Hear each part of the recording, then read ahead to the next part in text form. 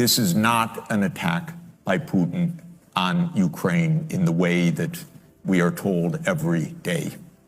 This started in 1990, February 9th, 1990.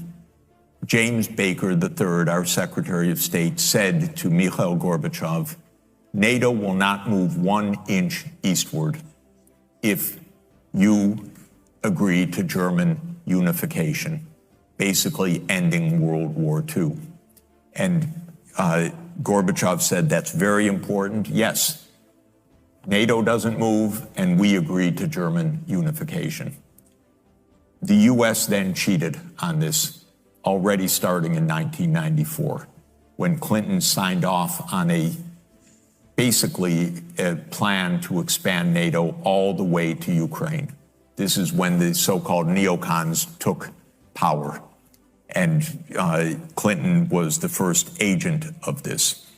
And the expansion of NATO started in 1999 with Poland, Hungary, and Czech Republic. At that point, Russia didn't much care. There was no border other than with the Königsberg, but other than that, there was no direct threat. Then the U.S. led the bombing of Serbia in 1999. That was bad, by the way, because that was a use of NATO to bomb a European capital, Belgrade, 78 straight days to break the country apart. The Russians didn't like that very much. But Putin became president, they swallowed it, they complained, but even Putin started out pro-European, pro-American, actually asked maybe we should join NATO when there was still the idea of some kind of mutually respectful relationship. Then 9/11 came, then came Afghanistan, and the Russians said, yeah, we'll support you, we understand, to root out terror. But then came 2 other decisive actions. In 2002, the United States unilaterally walked out of the Anti-Ballistic Missile Treaty. This was probably the most decisive event, never discussed in this context. But what it did was trigger the U.S. putting in missile systems in Eastern Europe that Russia views as a dire, direct threat. In 2004-05, we engaged in a soft regime change operation in Ukraine. But in 2009, Yanukovych won the election and he became president, and in 2010 on the basis of neutrality for Ukraine. That calmed things down because the U.S. was pushing NATO, but the people of Ukraine on the opinion polls didn't even want to be in NATO. They knew that the country is divided between ethnic Ukrainian, ethnic Russian. What do we want with this? We want to stay away from your problems. So in February 22nd, 2014, the United States participated actively in the overthrow of Yanukovych.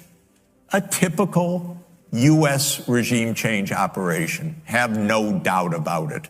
And the Russians did us a favor. They intercepted a really ugly call between Victoria Nuland, my colleague at Columbia University now, between her and the U.S. ambassador to Ukraine, Jeffrey Piat, who's a senior State Department official till today.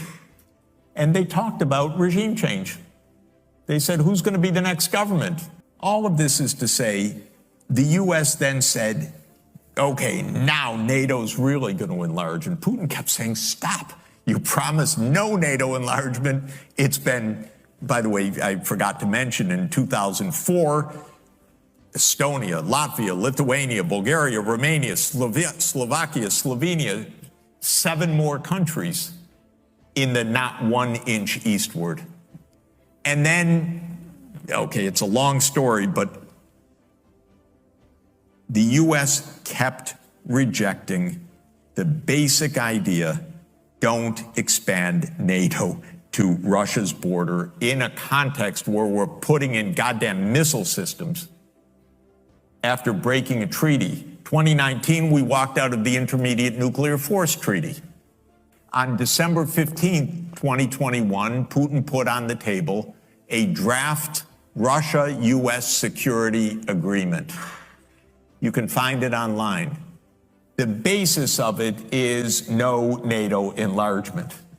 I called the White House that next week after that, begging them, take the negotiations. Putin's offered something, avoid this war. Oh, Jeff, there's not going to be a war. Announce that NATO's not going to enlarge. Oh, don't worry, NATO's not going to enlarge. I said, oh, you're going to have a war over something that's not going to happen? Why don't you announce them? And he said, no, our policy is an open door. This is Jake Sullivan. Our policy is an open door policy. Open door for NATO enlargement. That is under the category of bullshit, by the way. You don't have your right to put your military bases anywhere you want and expect peace in this world. They turned down the negotiations. Then the special military operation started. And 5 days later, Zelensky says, okay, neutrality. And then the United States and Britain said, no way. You guys fight on. We got your back. We don't have your front. You're all going to die. But we got your back as we kept pushing them into the front lines. That's 600,000 deaths now of Ukrainians since Boris Johnson flew to Kyiv to tell them to be brave.